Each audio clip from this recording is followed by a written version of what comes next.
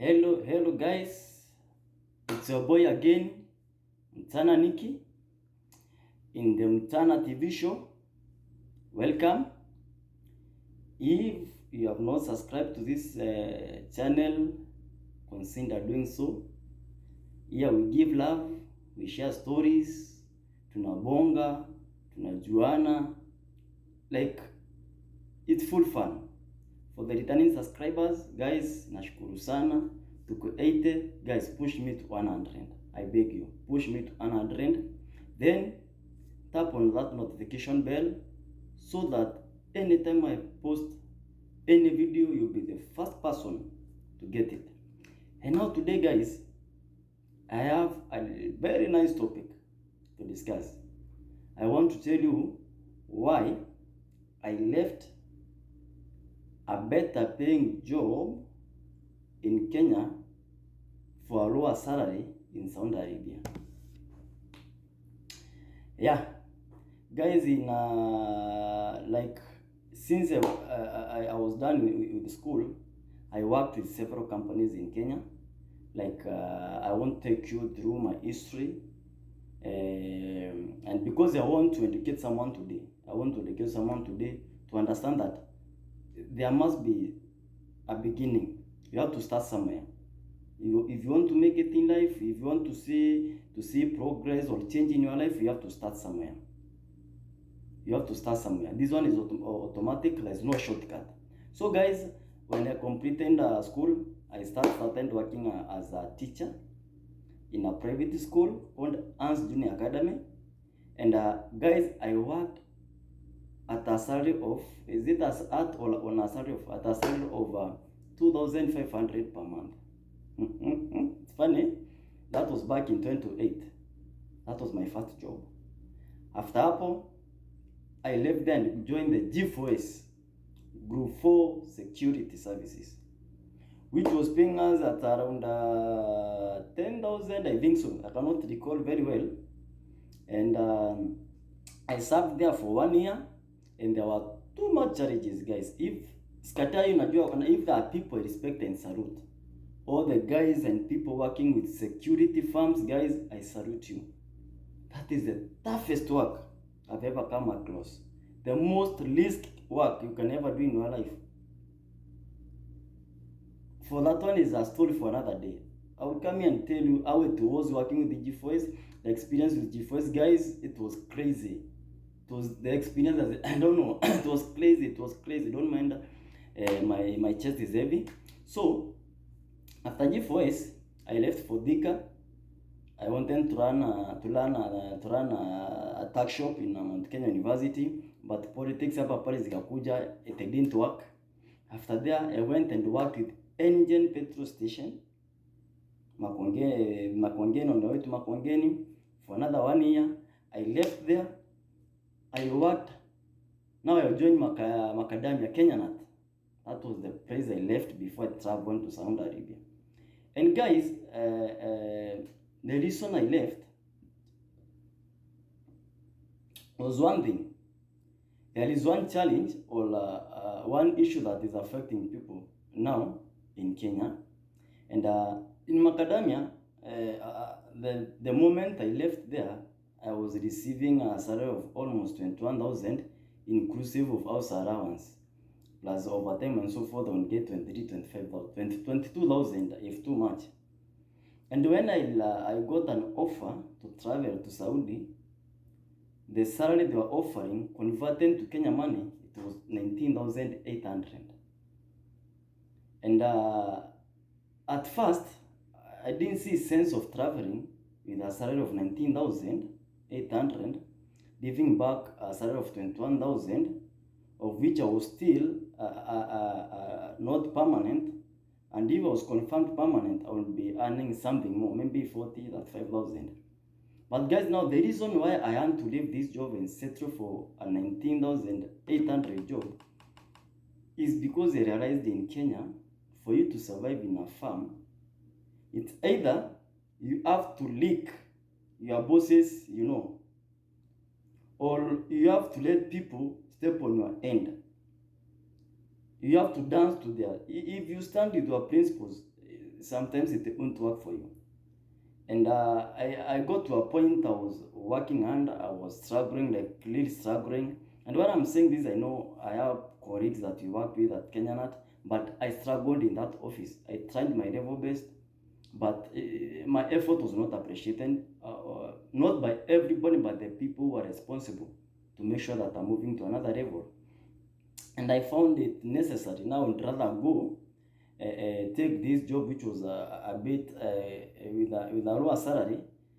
Plus, the second lesson was that I sat down and my mom listened with me. She gave me a challenge and she asked me, "You have been working for Macadamia for how long?" And I just told her I've been there for 3 and so years. Then she told me, "Because you are saying you are having too much challenges with your job, how much have you saved in your account? Maybe I can take a loan somewhere, I boost you and you can start your own business." And I told her I doesn't have anything. She asked me, "You mean in your account it doesn't even have even 5,000? And actually I had nothing, zero. Then she told me, think of this, what if you travel to Saudi with this 19,800 and maybe you will get some overtime, and this 19,800 you are going to get all this money because these people have paid for you the accommodation fee, transport fee, plus medical cover. So meaning you have all this money with you, you have all this cash with you, so you can do something." And guys, that's how I made the decision to travel. And I can tell you, to date, I don't regret it. I don't regret that decision I made. I don't regret that decision I made because so far, I've been able to achieve a lot. It was not easy making that decision, traveling to Saudi. The fact that people feared this place. There is always news, and most of the times the news coming in about Saudi, they are just negative news. They are negative news. But I had to make that decision. And I can tell you again now, when I came here, I found like 500 plus Kenyans working in the company I am. I will not mention the name of the company. We are over 500 plus Kenyans. But I can tell you, out of that 500, you are now remaining less than 100. Because the challenges are also here not easy. But the good thing is that things kept changing and changing and changing from the 19,000 to something you can appreciate today. So the reason I wanted to share this story today, I want to speak to someone who is stuck somewhere. Sometimes that change, sometimes that if you have been somewhere for so long and there is no change, you have some time to sit and make that decision. Try something new. If you have been in that office for 10 years but you're not making progress, think of doing something different. Because I sat down, because my mom asked me, think of this 21,000. You minus the house rent, and this is the challenge that many people are going through in the country today. You pay house rent, transportation, food, electricity, water, na hii pesa yako kidogo kidogo ya matumishi hapa. So I used to see date 7, like literally kila msee ako kwa ofisi yako pale account office, you want to apply for the advance, ulipo date 15. So this 21,000 you have to minus the 5k and you ulichukua advance date 15. So every month you'll be receiving 16k, because this 21 is inclusive of overtime. So maybe that month you didn't have overtime, so you'll be receiving something to do with 15k. Now you have to pay the house, as I said, you know, all the things surrounding you. And now you live rotating in that cycle. Unalipwa nyumba nini tarehe 15 una kitu, so you rotate there. By date 20 you are zero.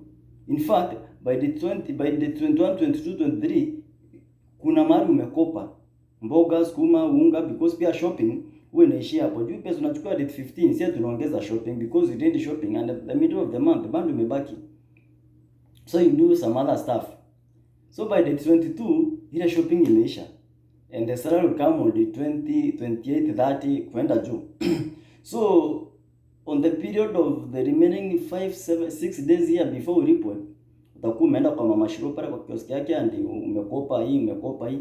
So remember now the 15,000 yenye ilibaki after the 5,000 advance. Pia kuna madai zingine zitatolewa zenye sasa ziko kwa ile budget yako ya month ya kila mwezi. So unapata unaishio maisha tu, utavaa kiatu, watu watakuna kutembea, but you cannot make any other progress. Meaning, if you lose this job, another reason unforgotten that made me make that decision of traveling with this lower salary. If you lose this job today, I will tell you, people in Nairobi, people in those towns, 80%, regardless of ni kazi gani anafanya, hata kama ni 100k, because someone who is working in Nairobi with an 100k job, kama haja invest mahali, alienda anaishi Karen, anaishi Kideresho, the house rent is 40-50,000. You get, kwa sababu pesa mingi pia ametaka hiyo class. So majority of these people if kazi inaisha leo, trust me, very few will be able to afford a 2-month salary before wafungue nyumba. Yes, that's when nasikia watu wakilia kazi yangu iliisha, landlord akanitupa nje. That's it. So guys, I want to share that and I want someone to think on that line. I'm not saying employment is bad kwa sababu lazima watu wafanye kazi, but I think on the line of employment you have to rethink. Employment is nzuri but it's slavery because your freedom is cubicle. Another topic for another day. So guys, that was one of the reasons why I had to make that tough decision. Niache starehe za Kenya, maisha ya Kenya mazuri, ni travel hapa. Kwenye freedom ziko limited, zimepimwa. You don't have to do this, you don't have to do this, guys. So that was my story. Guys, hope you have enjoyed. And really, if you enjoy my stories, guys, come watch, comment, tell me something on the comment section. What do you think of all the things I've discussed, leaving Kenya to Saudi, all these issues? Comment there, tell me something. Just tell me something to appreciate.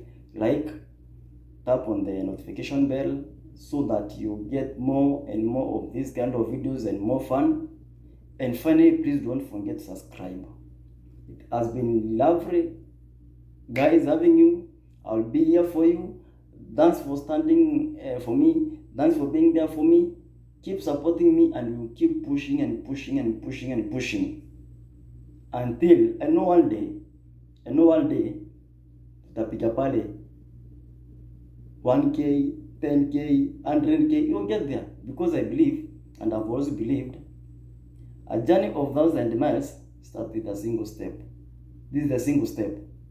So guys, let's do it. I love you. Turu.